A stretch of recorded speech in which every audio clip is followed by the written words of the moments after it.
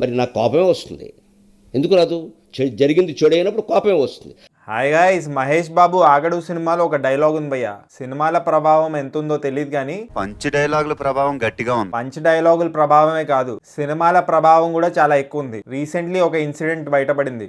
దాంట్లో ఒక హస్బెండ్ తన వైఫ్ ని చాలా కిరాతకంగా చంపాడు. కుక్కర్ పలావ్ చేశాడు. తన వైఫ్ ని ముక్క ముక్కలుగా కోసి హాట్ వాటర్ లో ఆ మీట్ ని బాయిల్ చేసి కుక్కర్ లో మ్యాష్ చేసి బోన్స్ ని పొడి చేసి బాడీని డిస్పోజ్ చేశాడు భయ్య. పోలీసులు పట్టుకున్నారు ఆయన్ని. పట్టుకుంటే ఆయనే కన్ఫెస్ చేశాడు నేనే చంపాను అని. ఆయనకి ఇన్స్పిరేషన్ ఓటీటీ సిరీస్లు ఇంకా సినిమాలంట. అయితే సూక్ష్మదర్శిని అని ఒక మలయాళం మూవీ ఉంది, ఆ సినిమా చూసి కూడా ఇన్స్పైర్ అయ్యాడంట ఆయన. ఆ వ్యక్తి పేరు గురుమూర్తి.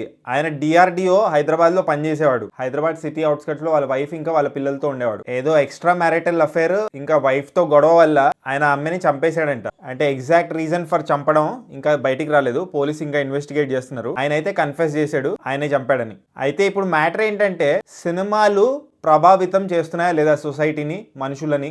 ఎస్ అనే చెప్పాలి. ఈ కేసులో అయితే ఇన్స్పైర్ చేసింది కదా, ఈ కేసులో అయితే గురుమూర్తిని ఇన్ఫ్లుయెన్స్ చేసింది కదా. వెబ్ సిరీస్లు ఇంకా సినిమాలు చూసి ఇన్స్పైర్ అయ్యి ఇన్ఫ్లుయెన్స్ అయ్యి ఈ క్రైమ్ ని కప్పిపుచ్చడానికి ట్రై చేశాడు. సో కొంతమంది చెప్తారు సినిమాలు అసలు ఇన్ఫ్లుయెన్స్ చేయవు, సినిమాని సినిమాలాగా చూడాలని. తప్పు.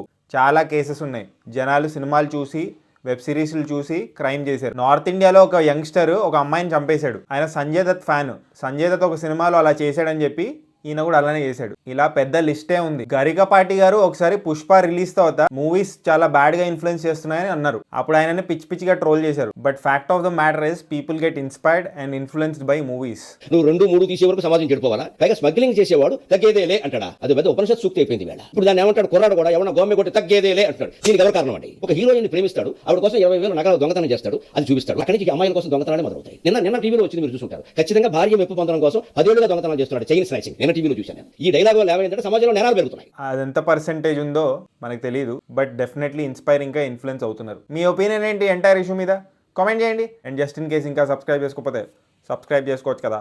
పుచ్చుక్ పుచ్చుక్.